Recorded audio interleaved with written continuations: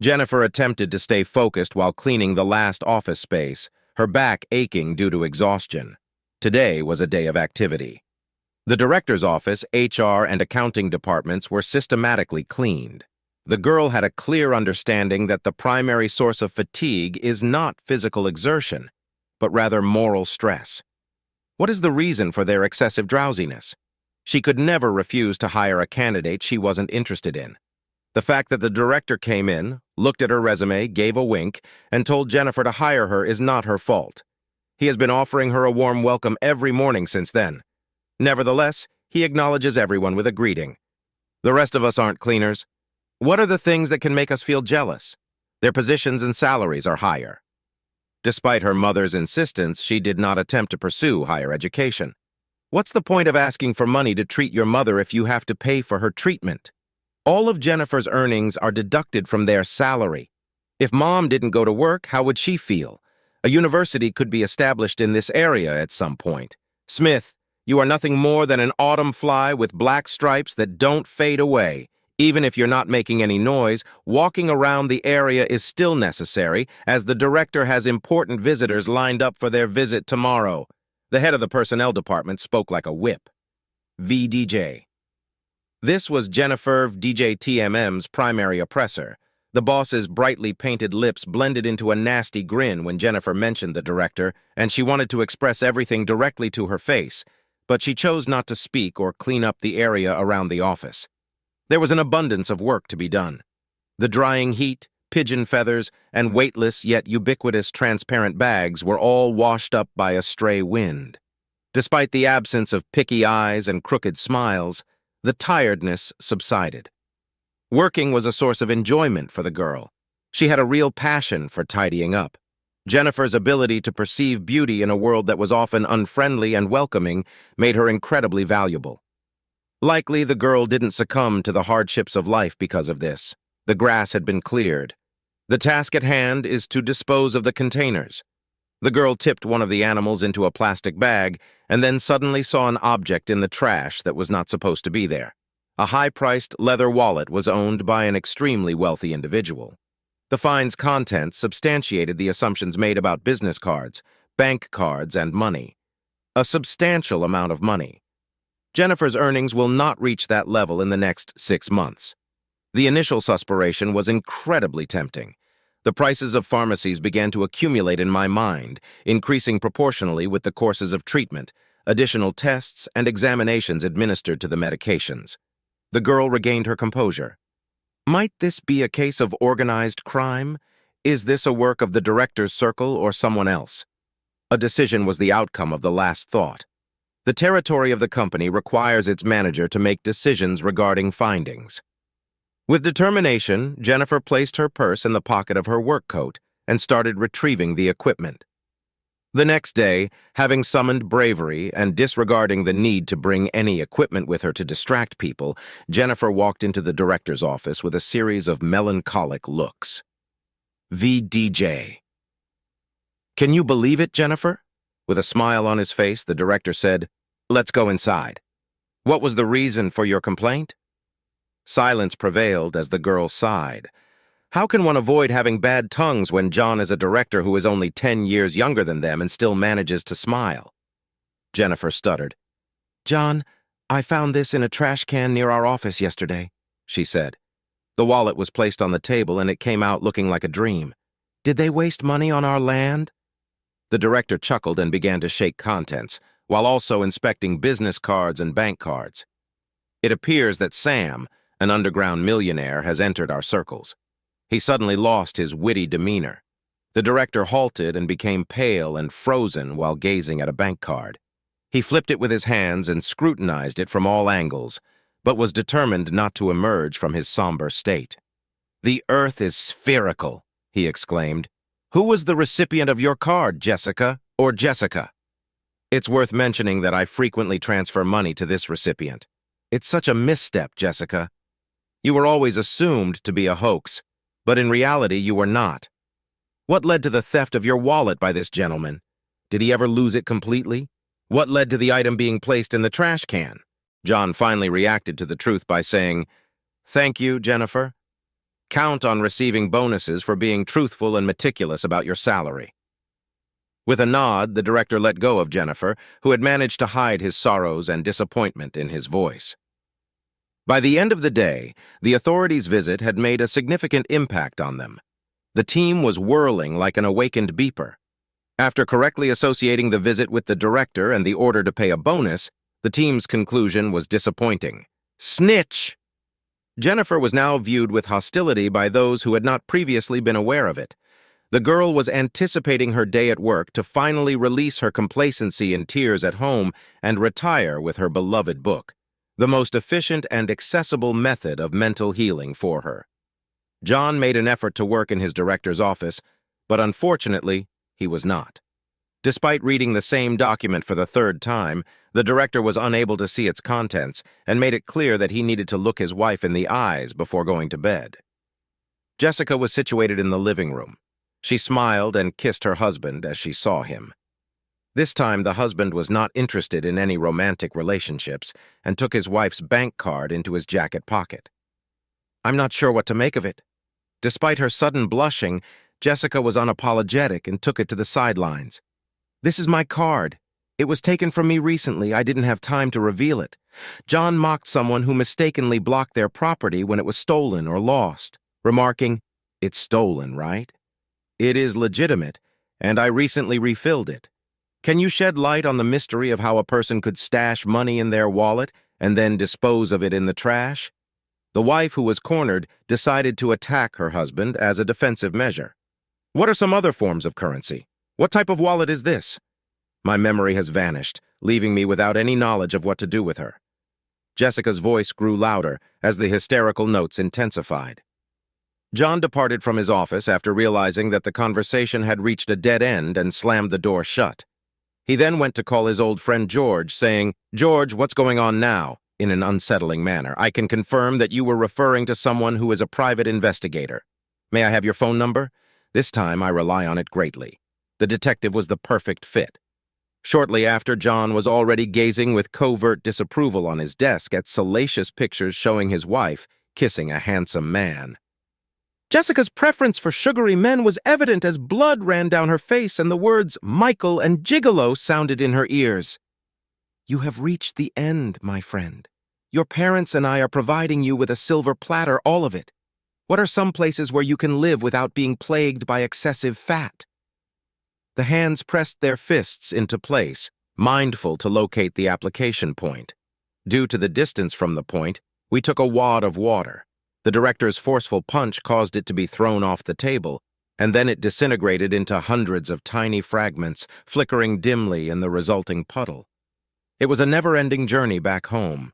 The intense desire to drive on an unloaded highway was subdued by John's efforts. "John, calm down. That's all that matters," he whispered to himself. "You'll have a substantial amount of money left over. Slow down, slow down. Your money can be utilized for more productive purposes." I was unable to communicate with my wife, who was sitting in the living room as usual. John discarded the leather folder on the soft sofa and silently organized the photographs in front of Jessica. He reclined in his chair and began to monitor her response. He was completely at peace, with only faint traces of his recent anger visible in his nervous muscles and a slight blushing. Without any explanation, Jessica looked at him in confusion and took a photo without hesitation. Her face took on a playful and slightly adventurous look as her lower lip protruded towards the wind. "I always loved it," exclaimed her husband, who was unable to understand his thoughts. "She is a self-centered, unprincipled, and unethical woman who cannot experience love or gratitude for her successful and trouble-free existence. At the time of my marriage, where was my physical appearance?" As is typical in such situations, the rhetorical question was not answered, causing Jessica to feel depressed after reviewing all the pictures. She chuckled with guilt. "Michael, don't be angry with me. It was an accident." John retorted, "Are you unresponsive?"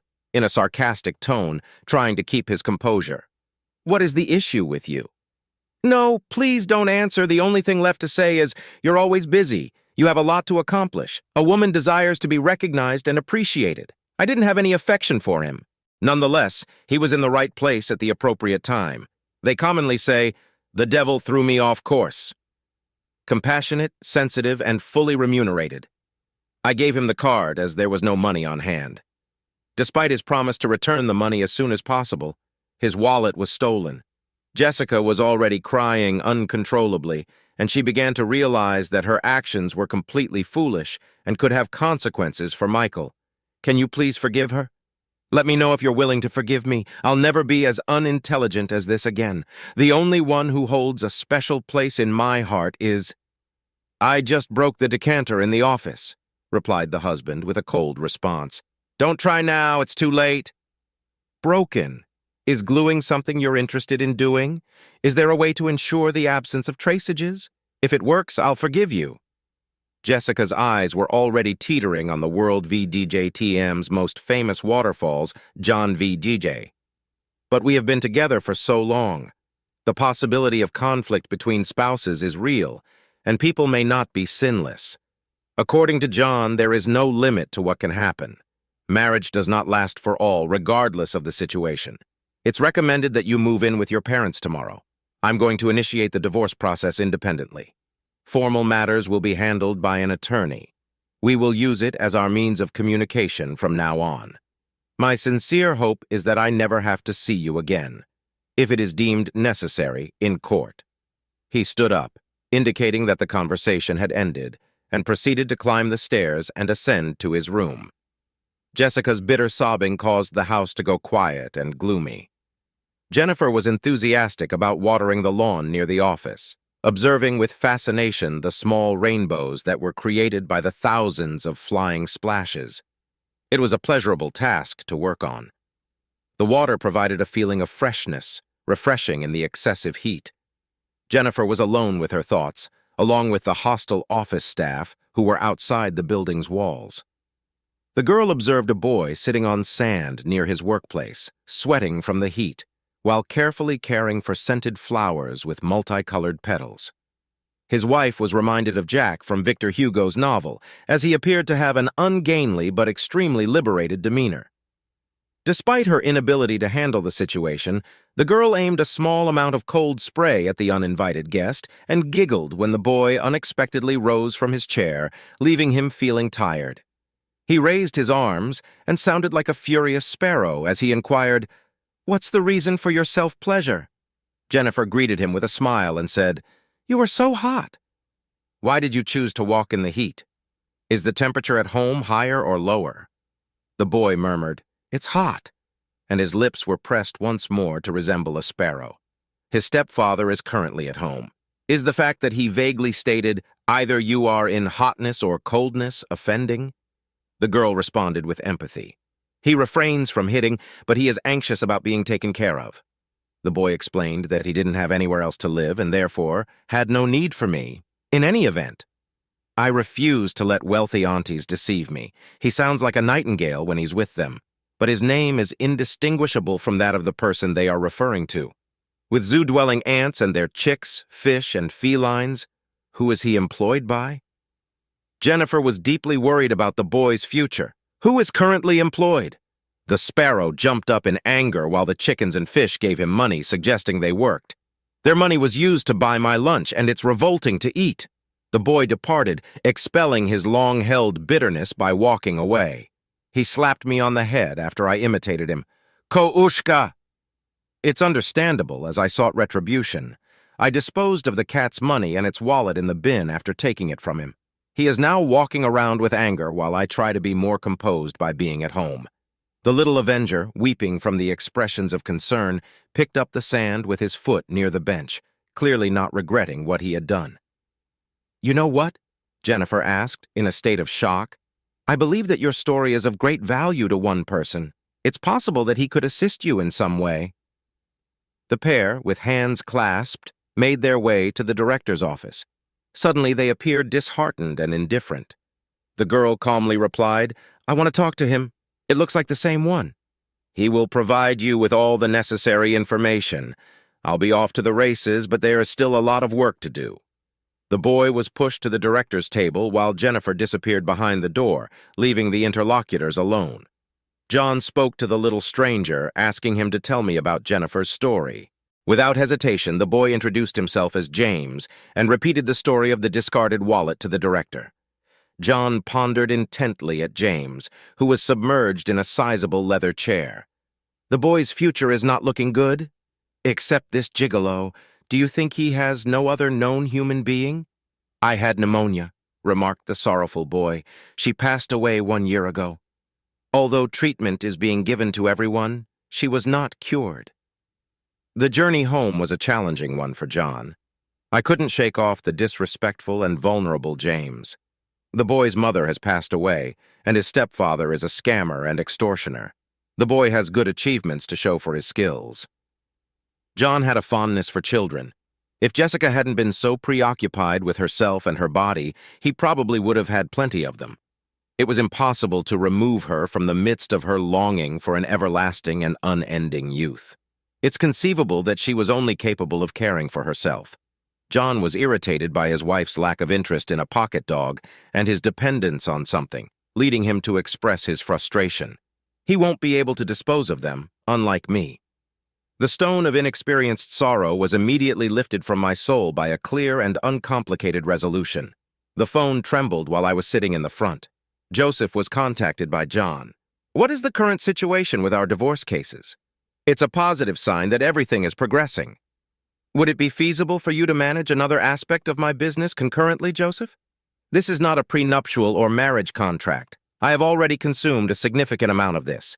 Is it possible for you to assist me with the adoption process? Which individuals are suitable for me to adopt? Boy, in about 8 years, there is no possibility of any issues with your parents. The absence of a father, the death of the mother, and the presence of an antisocial stepfather. He will sell his soul and his boy for housing. Joseph, I was confident that you would not reject me. John's sleep was unlike any other, as he could see his dreams filled with painful memories of his childhood, and remained true to his sense of right and wrong. Jennifer was late to work. My mother and I spent half a day going to the doctors and exploring pharmacies, but there was no cleaner left in the office. While she was preparing her equipment in the back room, she heard muffled voices raising concerns about a crime and asked for privacy. A male voice countered with anger by saying, "Oh, you want to clean up. Is it acceptable to be already in love? Who has an article about committing robbery? At your beck and call. Who is the individual mentioned in this article who was not offered a job? You are my dear friend. Who refrained from publishing your article when you were hired by the company? Who is your new go-to person for drug trafficking? Once more, I am." "You're still trying to fool me with handstands, aren't you?"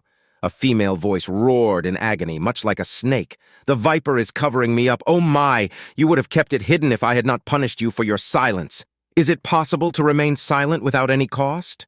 After feeling full, do you want to have something wet? You are not alone in taking risks. To whom did the director's wife respond? In my opinion, who will be responsible for determining the score, if any? I'm in the same boat. During the night, you must drive up to an oak grove and pour out a can of oil on the highway.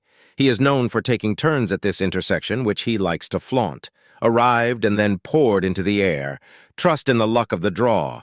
You will be compensated for your efforts. Your girls have a surplus of options for nonsensical things. If you resist, take the blame on yourself. Your file will be sent to the director by tomorrow. I will also be granted a bonus. I appeal to all ladies and witches for prudence. The woman in charge of FIFA desires to inherit her husband's money, but she is worried about it floating around while the other person wishes to use it as a means of heating it. What is the amount you require? The absence of a husband, children, and elderly parents is notable. You don't spend money on silly things. Can you not go against me? Don't worry, I haven't a count. It's not your domain. In the event of your disapproval, I will hold you accountable to both the director and the police. The responsibility of distributing will be placed on you. A man's voice echoed loudly and forcefully, while the door was yelled out, "Get the butter!" Jennifer was not alive or departed. She was accustomed to hearing the voices. After Jennifer arrived, the security guard responsible for the men's restroom was characterized as unfeeling and disjointed, showed up in the office but did not communicate with anyone. Additionally, the lady, there is no doubt that the female one, the head of the personnel department was Jennifer's unrelenting bulwark. My hands were shaking. My mind was unsure. The inside was muddled, with John fearing for himself and the inability to comprehend human cruelty, as well as being horrified by the meanness of those walking nearby and dressing up in bright clothing. We must warn the director and run. In which areas should I go for a run? It would have been obvious that the attackers had a witness if she had moved. Jennifer spent an inexplicable amount of time sitting still, unable to control her movements. Time slowed down, adapting to the situation. The HR department door opened with the key and shoes stomped down the stairs in their typical high heels. This knock was a learned decision for the girl. He never seemed to be doing well, and now in a more significant way. Jennifer sighed and contemplated how she could communicate to the director about the imminent danger. The time is completely non-existent. It's conceivable that they may not wait until the next night and release the unfortunate oil in the morning. It dawned on her all of a sudden. With a quick shot of the back room door, the girl swiftly entered the director's office. The thought that a cleaning lady should have the keys to all the offices made me feel bitter. If only the business card holder had more business cards. It's wonderful to have a small amount. With trembling hands, Jennifer called the director's number and took out one of his business cards. The caller was identified as John. "This is Jennifer. Don't disconnect. I have just been informed. They aim to cause you a collision. The oak grove is close to where oil will spill at the turn. Your wife was remembered by them. It seems like she needed a reminder. Who is the entity in question?" "Oh, I can't do it anymore." After hearing measured steps in the corridor, Jennifer ended the call and quickly crawled under the office desk, pulling a chair to ensure her safety. The office was scanned by the same security guard in a slow and steady motion. Upon arriving at the reception desk, he found the door open and proceeded to enter the office, turning on the light. Sitting under the table, Jennifer felt as though she had already passed away. The heart's velocity was such that it appeared as though the person entering was compelled to hear it. The guard left after examining the room from the threshold and finding nothing suspicious, locking the door and turning off the light. The girl reclined on the soft carpet with her feet to heel. Is there a way to leave the office right away? The foe is protectively. While napping in the utility box, make sure to inform your mother before taking any action. There's no reason for her to be concerned. Anything can happen on the night your daughter is away. You must make a phone call, alert someone, and provide assistance regarding an urgent non-core issue that necessitates night duty. He may trust... Mom's phone didn't pick up. The answering machine cheerfully stated that the subscriber was not available. Jennifer was disheartened as to why he hadn't charged it again. My mother had to deal with this occurrence regularly. Her smartphone required regular recharging every day, unlike her simple push-button devices, and she frequently forgot to charge it on time. The urge to return home was immediate. The doors are inaccessible, so you'll have to step out the window. Fortunately, there is a fire pit positioned near the director's window. Jennifer's slim physique can wiggle through the tight space between the fence's iron bars, and the entire nightmare will be forgotten if you manage to cross the lawn without realizing it. The wild grapes' entangled branches around the wall made it easy to reach the stairs. The girl attempted to avoid the rust and ran across the stairs before running over to the fence. Jennifer was already squeezing into the gap and grateful that she had been released, but then someone gazed in with a heavy look. She turned her back and saw a guard on the path, frowning and staring at her. The girl resorted to running towards the bus stop, defying the instinct to stay safe. His brain raced through a desperate thought. He had comprehended everything, and his eyes were like iron and brass knuckles. "He's going to take my life!" My heart was racing like a bird, and the fact that no one looked after me did not calm down but only infuriated me. There was a reason for the absence of chase. "Video cameras are present all over, but it's not permitted in this location," was a disheartening forecast. The last bus appeared in the dark as if on purpose. Jennifer attempted to catch her breath by jumping out of the open door and settling on the seat. What is the future? There is no proof. A conversation that is heard can be easily classified as defamatory. The accident is likely to be canceled at this point, but that's about it for now. What actions will be taken with the witness? The detective novels we read were not for the benefit of unexpected witnesses. Jennifer managed to catch her breath but failed to find any clues, and then proceeded to head for the house down a dark alley. Her apartment was illuminated by burning windows. Mom was still apprehensive, in a blink of an eye.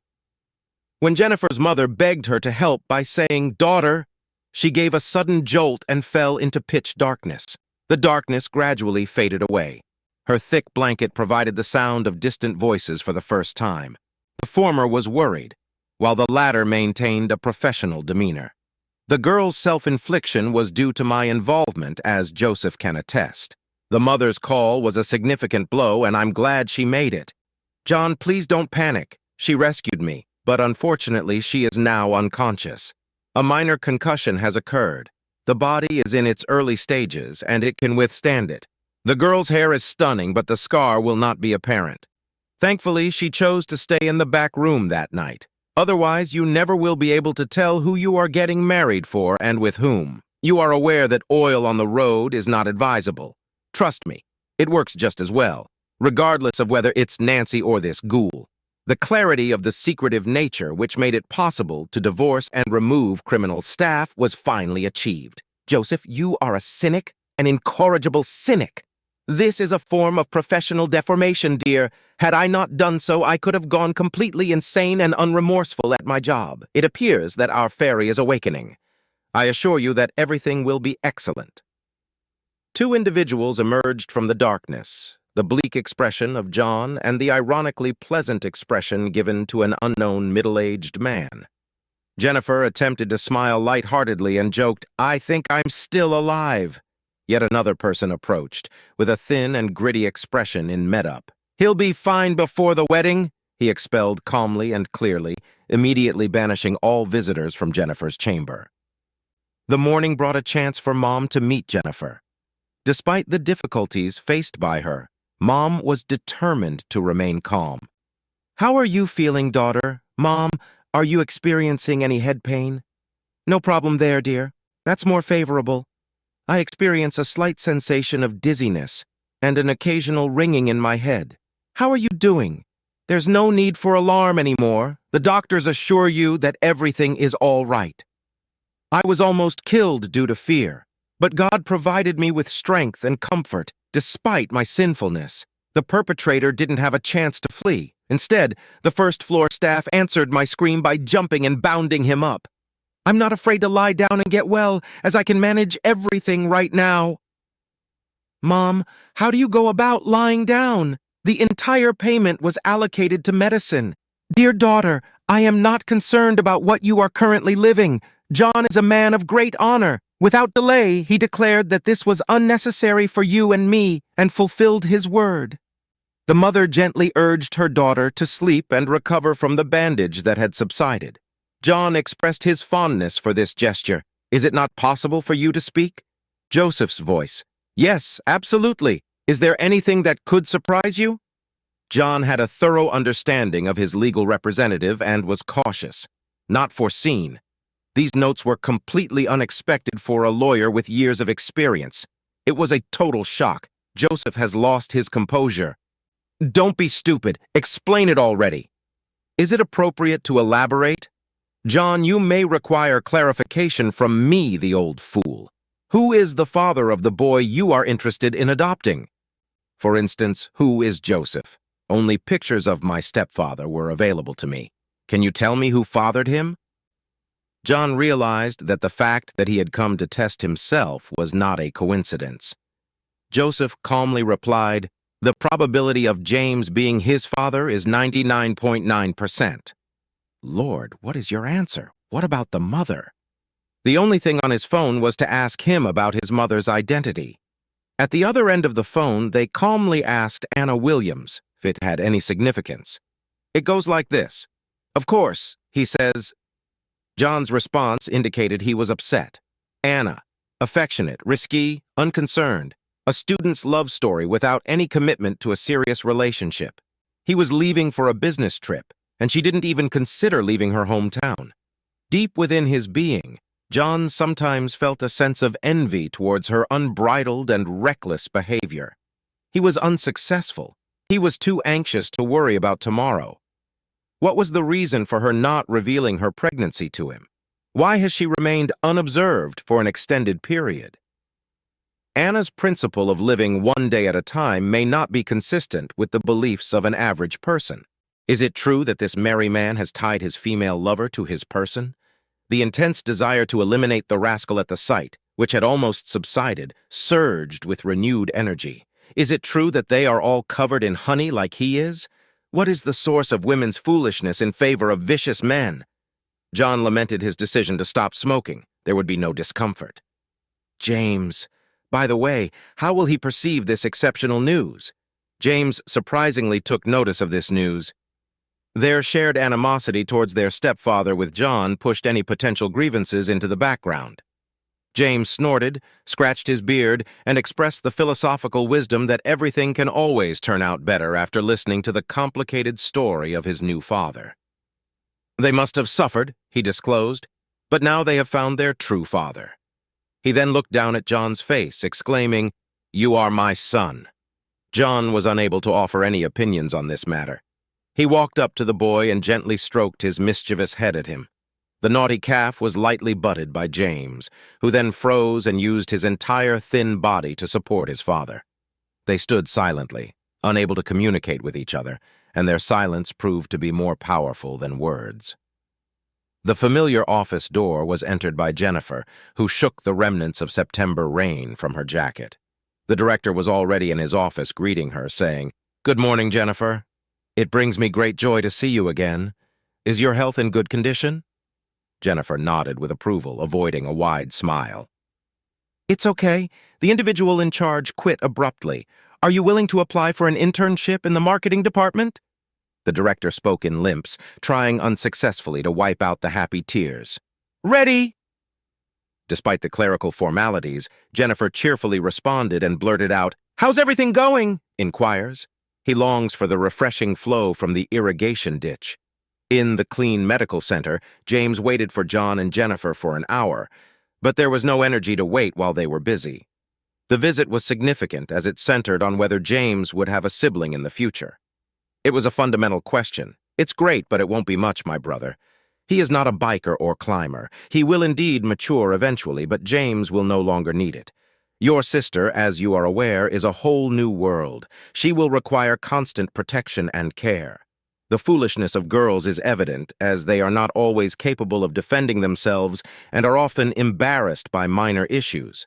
The protector will be James, who is here to stay and control. Life is not just a mere day. He can handle it. He has enough." John and Jennifer were elated as the closed office doors opened and they walked into the hallway. The boy who was waiting asked them what they wanted to say. James offered to tie bows, but Jennifer smiled and replied with joy. James's smile was filled with happiness as he mentally wrote, "Thank you, parents, for being so kind."